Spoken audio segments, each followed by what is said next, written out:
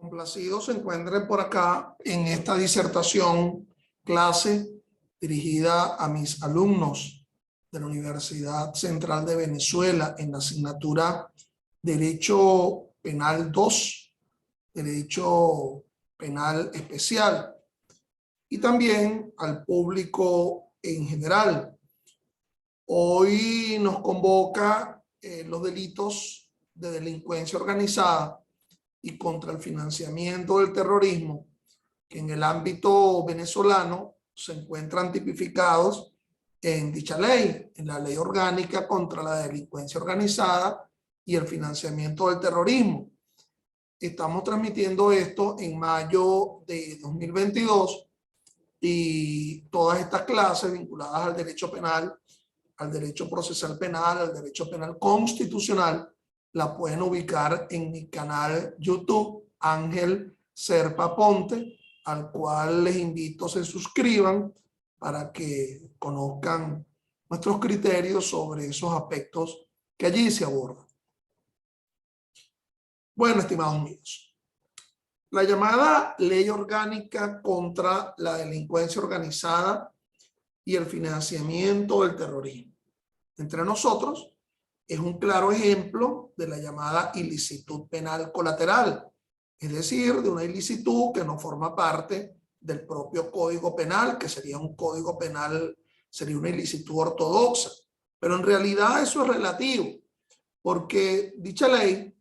va a contemplar los delitos de delincuencia organizada que también se encuentren descritos en el Código Penal y en cuerpos de ilicitud penal colateral distintos a la Ley Orgánica contra la Delincuencia y que allí se nominan. En la Ley contra la Delincuencia se nominan, se mencionan, no se vuelve a tipificar los mismos, no se vuelve a incorporar los supuestos de hecho que configura el tipo penal, sino que se lo remite como una especie de reglamento delegado a como está en el Código Penal y en los cuerpos de ilicitud penal colateral. Pero también en la Ley Orgánica contra la Delincuencia Organizada sí se tipifican de forma autónoma otros delitos que pueden ser vinculados con aquellos que solamente se mencionan en el ámbito de la delincuencia organizada. Entonces, el por qué se magnifica el tema de la delincuencia organizada, bueno, creo que resulta casi como obvio, asumiendo las circunstancias, la idea que ya no se trata de una delincuencia común, sino la estructuración de personas jurídicas, de asociaciones con una finalidad delincuencial y que en esa conjunción de coautores, de copartícipes, esa estructura, esa organización para el mal, esa organización para el crimen, se evidencia una mayor dimensión aflictiva y por lo tanto eso conlleva a una mayor respuesta sancionatoria, pero también bajo la conjunción copulativa de delincuencia organizada y el financiamiento del terrorismo, también se estructura la idea del terrorismo como una actividad que forma parte de una delincuencia organizada, pero que trasciende por su propia realización, digamos, solapada, escondida, de magnitud de daño, de afectación plural de víctimas, de un delito masa per se, no solamente en el ámbito nacional, sino hasta en el ámbito internacional por lo que ha venido aconteciendo en los últimos 30 años o 40 años en el ámbito de las actividades terroristas. Entonces, el sancionar esas conductas con, digamos, un carácter ejemplificador que vaya en la idea de una magnitud de daño causado. Ahora bien, eso sería como un propósito formal del asunto. Es obvio que también el tema de la delincuencia organizada y la lucha contra el financiamiento del terrorismo también solapa, esconde propósitos políticos. Es obvio que propósitos políticos a partir de la cual se ubica determinadas actividades políticas que sean contrarias a lo que se denomina el asidero mayoritario del régimen de gobierno que esté en un momento determinado para tratar de ubicar por la vía de la judicialización, por la vía de enrostrarle al derecho penal, a la justicia penal, el antagonizar prácticas políticas. Pero dejando de lado esas patologías, es obvio que en el ámbito internacional también se ha dado un combate frente al tema de la delincuencia organizada, ya ha adquirido una dimensión de realce, tanto desde el punto de vista del combate policial como desde el punto de vista de la imputación fiscal, como del punto de vista del sancionamiento jurisdiccional. Y bueno, toda una doctrina que se ha venido acumulando en los últimos años bajo el andamiaje, por ejemplo, de los delitos no solamente de afectación política, sino delitos contra el orden socioeconómico, se acumula en la necesidad de asumir que no solamente se está combatiendo una delincuencia individual, la simple relación de sujeto activo, sujeto pasivo, medio comisivo, sino que hay una magnificación de la conducta y hasta se habla, por ejemplo, de narcoestado, se habla, por ejemplo, de ya no solamente la estructura de empresas, sino toda una estructura política de Estado que tienen como asidero fundamental la realización de delitos. Bueno, dicho todo esto, porque la verdad que son muchos los delitos establecidos allí, mucho lo que habría que disertar. A mí me gusta siempre recomendar un texto, este libro particularmente interesante, que trata el ámbito de la delincuencia organizada tanto en México como en España, para lo cual ya en ambos países se ha tenido ya una especie de experiencia en el combate del tema de la delincuencia organizada y del terrorismo. Este libro, publicado por la editorial Grupo Distribuidor Flores, un estudio comparado entre México y España, un análisis jurídico penal y de política criminal. Alguien me lo regaló y la verdad que lo tengo como un libro en mucha estima frente al tema de la doctrina en la delincuencia organizada del autor Oscar Gutiérrez Santos. Se llama Delincuencia Organizada. Muchos de estos tipos penales que se ubican en nuestra ley contra la delincuencia organizada, hay un tratamiento allí importante, interesante, a pesar de que también otros autores nacionales hayan abordado el tema de la llamada delincuencia organizada. Bueno, entonces, esto de la ley orgánica contra la delincuencia organizada y el financiamiento del terrorismo, ella misma establece que tiene como objeto prevenir, investigar, perseguir, tipificar y sancionar los delitos relacionados con la delincuencia organizada y el financiamiento del terrorismo conforme lo establece la propia Constitución.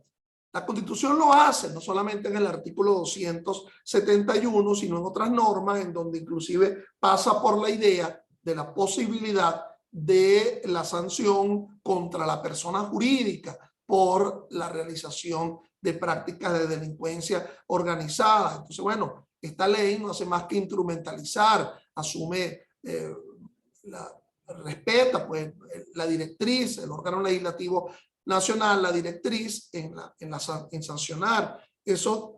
delitos, ley que habla también de la creación de la Oficina Nacional contra la Delincuencia Organizada y el Financiamiento del Terrorismo y la Unidad Nacional de Inteligencia. Bueno,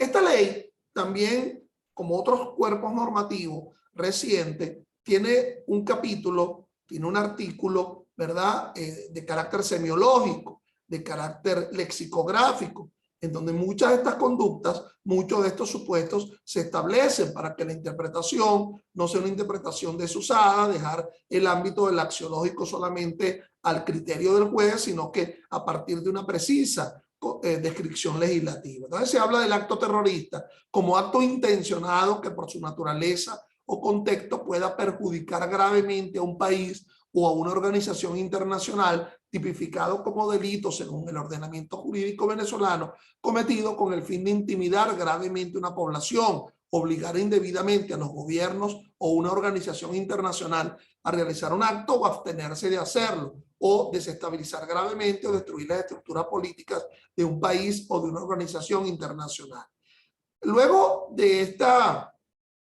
digamos, de esta introducción, de este supuesto básico, se empiezan a describir conductas específicas, como el atentado contra la vida de una persona que pueda causar la muerte, los atentados contra la integridad física de una persona, el secuestro o toma de rehenes, la causar destrucciones masivas a instalaciones, el apoderamiento de medios de transporte, liberación de sustancias peligrosas, perturbación o interrupción del suministro de agua. Como se dan cuenta, muchas de estas conductas ya están tipificadas en nuestro Código Penal, bien sea en el famoso título primero del libro segundo del Código Penal, los llamados delitos contra la forma republicana, los llamados delitos de sedición, y también en el título séptimo del libro segundo, cuando se habla allí de los llamados delitos calamitosos, delitos en los cuales se procura el daño, la calamidad pública frente a edificaciones, frente a construcciones, y que también en esa descripción de los tipos penales se dan cuenta que, por ejemplo, se ubica el secuestro y también el ámbito del llamado secuestro político o el secuestro para organizar actividades de terrorismo, actividades militares, el reclutamiento forzoso, etcétera, que son delitos que, al ser descritos en el ámbito de la ley orgánica contra la delincuencia organizada, vinculan su realización a la realización de la práctica terrorista, ya no solamente en el ámbito del atentado contra la forma republicana, sino el uso del terrorismo como aflicción para la afectación de la forma republicana en la realización de la sedición. Entonces, también dicha ley nos habla del concepto de actividad sospechosa, una operación no convencional, compleja, en tránsito o estructurada, que después de analizada haga presumir que involucra fondos derivados de una actividad ilícita o se ha conducido o intentado efectuar con el propósito de esconder o disimular fondos o bienes derivados de esta actividad ilícita. No es muy feliz esa redacción que habla de una concepción ex post, una presunción ex post. Entonces, siempre yo recuerdo la famosa sentencia 7, la sentencia 7 del año 00 de la Sala Plena del Tribunal Supremo de Justicia frente al enjuiciamiento en sala plena del entonces presidente de la Asamblea Nacional Constituyente, Luis Miquilena, como alto funcionario público, en donde en ese fallo se decía que el derecho penal abomina las presunciones. Entonces, por lo tanto, eso de asumir una presunción ex post, bueno, conduce a, no es poco feliz, pues, es dicha redacción. Y también habla de agentes de operaciones encubiertas, funcionarios de unidades especiales de policía que asumen una identidad diferente con el objeto de infiltrarse en grupos de delincuencia organizada y financiamiento del terrorismo para obtener evidencia sobre la comisión de algunos de los delitos presentes en la presente ley. Con lo cual, dicha ley ya no solamente obra en función de describir conductas ilícitas, sino también de describir actos procesales. Y es una ley que tiene una fuente, concede una fuente de derecho procesal penal distinto al Código Orgánico Procesal cuando cualifica a ese tipo de funcionario distinto a la calidad de los órganos policiales auxiliares que se encuentran descritos en los artículos 110, 111, 116 del Código Orgánico Procesal Penal, sino unos agentes distintos para la posibilidad de lograr la sanción por la delincuencia organizada. Por cierto, delincuencia organizada que ya se tiene una descripción en la propia ley como la acción u omisión de 3 o más personas asociadas por cierto tiempo con la intención de cometer los delitos establecidos en esta ley y obtener directa o indirectamente un beneficio económico o de cualquier índole para sí o para terceros. Igualmente, se considera delincuencia organizada la actividad realizada por una sola persona, actuando como órgano de una persona jurídica o asociativa con la intención de cometer los delitos previstos en esta ley. Entonces se da 2 supuestos. El asociarse para cometer los delitos descritos en esta ley, que no se da en el marco de una persona jurídica. Y en segundo lugar, quien actúa en representación de una persona jurídica que se ha estructurado en la idea de realizar delitos. Entonces, el carácter de delincuencia organizada se cuantifica a partir del número de 3 o más, pero podría ser 1 cuando no sirve más que como brazo ejecutor de lo que se instruye en una persona jurídica. En este último supuesto, bueno, tendría que demostrarse toda una confabulación, toda una estructura de parte de dicha persona jurídica concebida exclusivamente para la realización de delitos. Delitos graves. Aquello cuya pena corporal privativa de libertad exceda los 5 años de prisión o afecten intereses colectivos y difusos. Como se dan cuenta, el concepto de delito grave aquí se diferencia en la ley de lo que el Código Orgánico Procesal Penal establece residualmente como delito grave, al no ser menos grave, porque el menos grave es el que, conforme al artículo 354 del COP, el que no supere a los 8 años en su límite máximo, o aún no superando los 8 años en su límite máximo, estén exceptuados de forma expresa, son de forma taxativa, descritos en el artículo 354 del COP. Aquí se establece otra figura, otra noción de delito grave, y personalmente creo que el entendimiento que debe asumirse de ese concepto de delito grave es siempre que se realice en el ámbito de la delincuencia organizada y el financiamiento del terrorismo. El carácter de delito grave solo en el ámbito de lo que regula, especialmente como bien jurídico o como conductas, de comisión en el ámbito de la criminalidad organizada que surge a partir del texto de la ley. Es allí que debe entenderse ese concepto de delito grave. Por otra parte, sigue el capítulo axiológico, terminológico, hablar de varios conceptos que a mí me parece importante asumirlos acá. Interpuesta persona, quien sin pertenecer o estar vinculado a un grupo de delincuencia organizada sea propietario, poseedor o tenedor de bienes relacionados con la comisión de los delitos previstos en esta ley. Claro que cuando se habla de interpuesta persona y se habla de sin no pertenecer, esto no excluye la comunicabilidad de circunstancias. Es decir, de alguna forma estoy receptando, de alguna forma estoy legitimando algo que yo sé que proviene de un ámbito de delincuencia organizada. En la perspectiva formal no formo parte de esa empresa, no fui quien realicé el delito que perpetra, y de allí, de esa perpetración, se obtienen los bienes, pero sí de una forma vinculada, estoy asumiendo una fachada, un front, como se dice en inglés, a los efectos de legitimar. Íntimo asociado, una persona comúnmente conocida por su íntima asociación con una persona expuesta políticamente, e incluye a quienes están en posición de realizar transacciones financieras en nombre de dicha persona. Es obvio que la relación de exposición política alude a la idea de delitos que se realizan en el ámbito de la administración, de la guarda, de la custodia de funcionarios públicos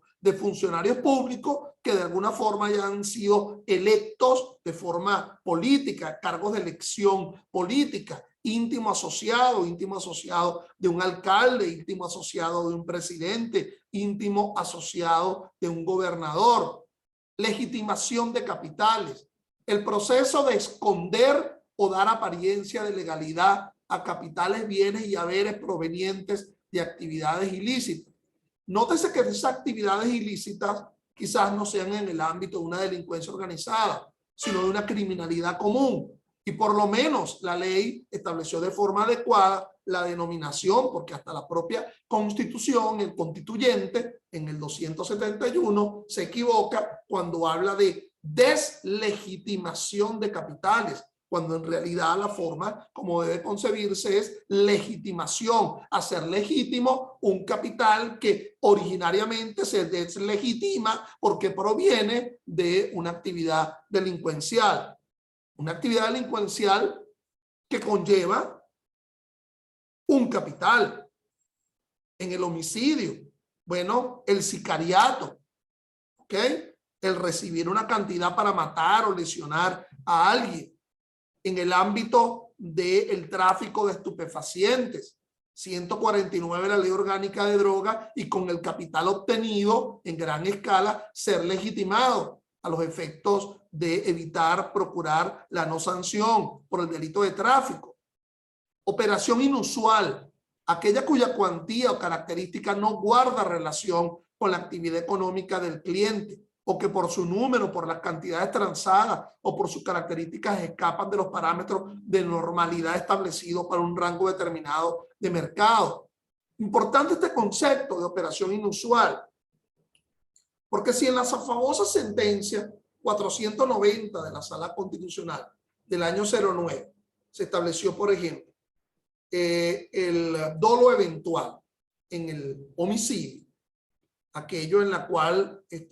se ha concebido, se ha ideado, el elemento cognitivo del dolo ha representado la posibilidad de esa aflicción a pesar de no tener expresamente la voluntad de realizarlo. Entonces, el concepto de dolo eventual, si ya se abrió esa compuerta en la cual hay dudas sobre si la responsabilidad sea a título de dolo o la responsabilidad sea a título de culpa, bueno, dentro de los delitos de legitimación, dentro de los delitos de delincuencia organizada, está precisamente ese, el de legitimación, en la cual se distingue entre legitimación dolosa y legitimación culposa. Por no hablar en la ley contra la corrupción del llamado peculado doloso propio y el llamado peculado culposo. Aquel peculado culposo en la cual por negligencia, impericia o imprudencia se logra que se pierdan bienes públicos. Lo mismo sucede en la legitimación culposa de capital. Entonces es obvio que un mecanismo importante para poder entender si estamos frente a la figura dolosa o si estamos frente a la figura culposa o decir que ser responsable a título de dolo eventual es la realización de llamadas actividades inusuales. ¿Cómo vas a creer que vas a abrir una cuenta con 2 maletas llenas de millones de dólares? ¿Okay? Y que eso tenga un origen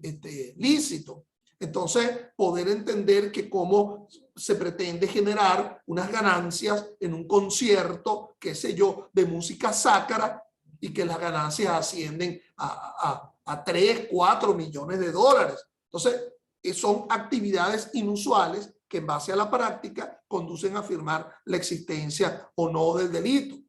Todo esto lo estamos hablando en mayo de 2022. La realidad venezolana actual es muy proclive a cada una de estas cosas. O sea, la realidad venezolana actual, política, con lo que se está aconteciendo, todo un cúmulo de asuntos vinculados a levantamiento de sanciones, etcétera, etcétera, pasan por la idea de que se cumpla, por ejemplo, esta ley contra la delincuencia organizada. Organización terrorista, grupo de 3 o más personas asociadas con el propósito común de llevar a cabo de modo concurrente o alternativo el diseño, la preparación, la organización, el financiamiento o la ejecución de actividades. Entonces, el concepto de modo concurrente o alternativo se da en la idea de que se mantiene de forma continua en el tiempo, casi como la redacción que nos hace el artículo 99 del Código Penal, cuando nos habla del delito continuado, con el mismo propósito resolutorio, se realizan en diferentes fechas, con lo cual hace una noción de concurrencia. Pero también la concurrencia pasa por la idea de que se realicen más de un delito. Entonces, delitos en los cuales se pueda dar ese llamado concurso ideal, artículo 98, o el concurso material, artículo 86 siguientes del Código Penal. Y el tema de lo alternativo es que podría cesar el propósito resolutorio en un momento determinado, pero que luego renace en otro tiempo, en otra oportunidad, esa misma actividad, en este caso terrorista. Recuerden que disculpen, hasta en el ámbito procesal se creó una especie de jurisdicción antiterrorista conformada por tribunales de control, tribunales de juicio y salas de las cortes de apelaciones, cuyos integrantes están siendo nombrados por la Comisión Judicial del Tribunal Supremo de Justicia para combatir el ámbito de la delincuencia organizada. Y aquí nada menos y nada más que se endilga la competencia, digamos, ese fuero para el conocimiento, cuando alguien se ha imputado por uno de estos delitos, pero sobre todo por el delito comodín, el delito que ya casi está como prefijado en las actas de imputación y en los escritos acusatorios del Ministerio Público, que es el famoso delito de asociación para delinquir, que se encuentra presente en la Ley contra la Delincuencia Organizada y que de una forma abusiva en muchos casos se ha pretendido imputar a determinado personero, a muchas personas, solamente para que dé la cuenta de mantener a alguien privado de la libertad o poder establecer o vincular la llamada competencia material, asumiendo que es un delito contra la delincuencia organizada y el financiamiento del terrorismo. Bueno, entonces el artículo 27 de la ley habla de la calificación como delito de delincuencia organizada. Además de los tipificados en esta ley, todos aquellos contemplados en el Código Penal y demás leyes, cuando sean cometidos o ejecutados por un grupo de delincuencia organizada. Ya hemos hablado, ya mencionamos ese carácter de delincuencia organizada a partir de la realización de 3 personas o la ejecución del propósito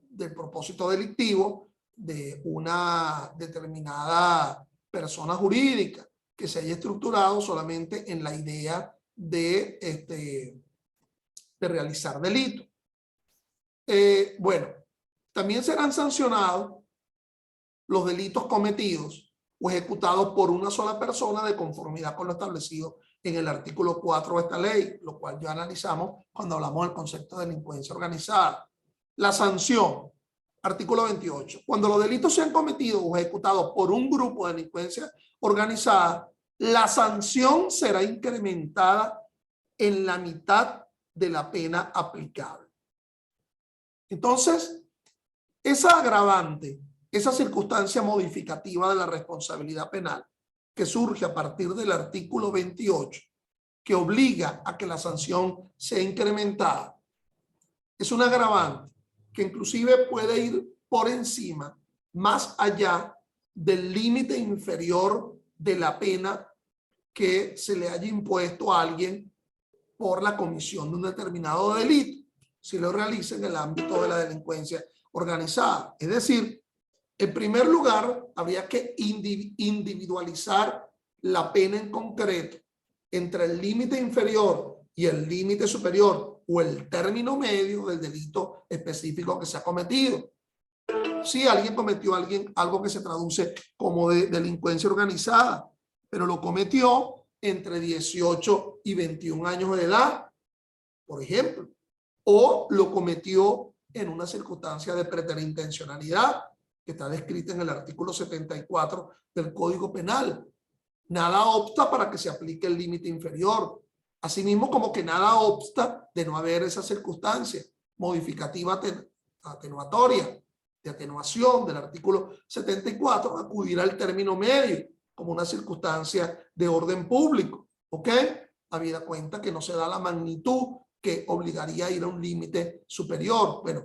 es a ese límite inferior o es a ese término medio o es a ese límite superior en el cual se le aplicaría la mitad de la pena si se realizó dentro del ámbito que la ley señala, la ley como delito de delincuencia organizada. Las agravantes que se encuentran en la ley son amplias. Por ejemplo, esas agravantes en la cual se dice que la pena aplicable será aumentada de 1/3,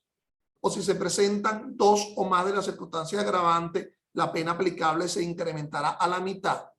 Es previo a individualizar que se haya cometido por delincuencia organizada. Aquí la agravante está vinculada a la individualización del tipo de víctima por la cual se ha realizado el delito de delincuencia organizada.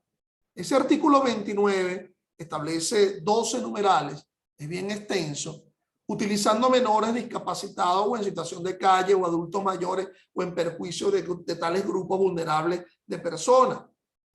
Se parece a la misma usanza, ¿verdad? De las agravantes que se encuentran presentes, por ejemplo, en la ley contra el secuestro o en la ley contra la corrupción. Es obvio que si se utiliza a menores para la realización del delito, no se aplicará en concurso real el delito taxativamente o típicamente ubicado en la Ley Orgánica de Protección de Niños, Niñas y Adolescentes, puesto que ya se estaría ubicando como agravante del especial delito de delincuencia organizada, bien sea el uso o bien sea la aflicción de menores o adultos mayores o indígenas, realizado por funcionarios públicos o quien sin serlo use documentos, armas y uniformes. Entonces no debe entenderse que si el funcionario trabaja en un ente público, ese trabajar en el ente público significa una delincuencia organizada, porque él se está apartando de su deber de lealtad funcionarial para la realización de este tipo de conducta, con el uso de sustancias capaces de causar daño físico o medios informáticos que alteren los sistemas de información de las instituciones del Estado. Entonces tiene que ser una sustancia que, bueno, que envenene, o la utilización de un medio que altere el sistema de información de las instituciones del Estado. Fíjense que no se habla no solamente de un software, de un hardware, sino de la información per se como conocimiento de una data que va a ser utilizada públicamente. Con el uso de armas de cualquier índole, entonces se da la circunstancia de agravante contra vehículos de motor para uso militar, colectivo o de transporte público. Fíjense que se habla de vehículos de motor y por lo tanto vehículos de tracción personal o animal no estaría ubicada dentro del concepto del agravante. Contra centros asistenciales o servicios públicos o empresas del Estado.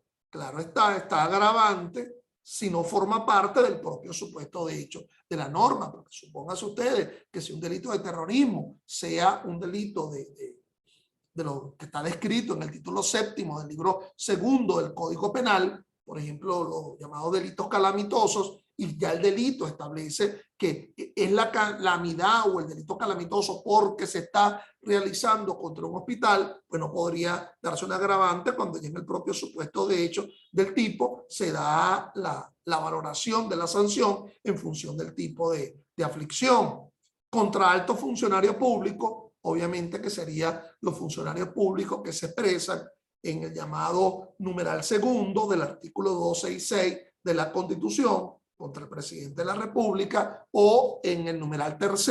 de dicho artículo 266 los otros altos funcionarios públicos que allí se establezcan, tomando la Constitución como fuente. Contra diplomáticos, conforme lo indica pues la ley del servicio consular y los pactos internacionales, la Convención de Viena, en el caso venezolano, al cual Venezuela se ha suscrito a ella, con ánimo de lucro o para exigir libertad, carne de prisionero por fanatismo religioso. De nuevo, si ya eso está concebido en el propio supuesto, como por ejemplo en el secuestro, en los delitos políticos que están presentes en la ley contra el secuestro y la extorsión, pues no podría aplicarse el agravante, puesto que ya está concebido dentro del propio tipo base, no podría haber una doble incremento, de la sanción, valiéndose de una relación de confianza o empleo para realizarla. Si realmente la relación de confianza o empleo es la determinante, la concomitante en la efectividad del delito, cuando su comisión involucra el espacio geográfico de otros estados, que es interesante el asunto, se involucra el espacio geográfico de otros estados, entonces nos encontramos con un problema de falta de jurisdicción. La típica hipótesis de la falta de jurisdicción en el ámbito nacional ameritaría que se oponga a la excepción de declinatoria de la jurisdicción. Aquí esto debe entenderse que una parte de ese delito se afectó el ámbito nacional, pero que otra parte afectó el ámbito internacional y obviamente no podría ser sancionado a alguien por el ámbito internacional. Esto de verdad amerita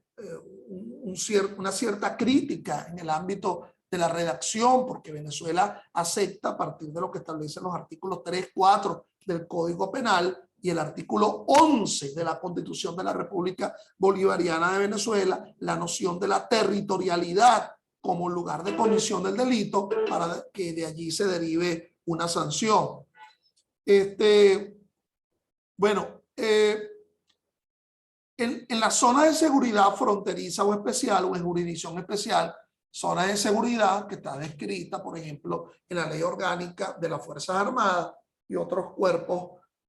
también lo menciona el Código Orgánico de Justicia Militar. Bueno, mis estimados, en aras del tiempo, por favor, los invito a los que a bien tengan hacerlo, se incorporen a la segunda parte de esta sesión con la misma coordenada para analizar algunos de los ilícitos descritos en la ley contra la delincuencia organizada y el financiamiento del terrorismo. Gracias.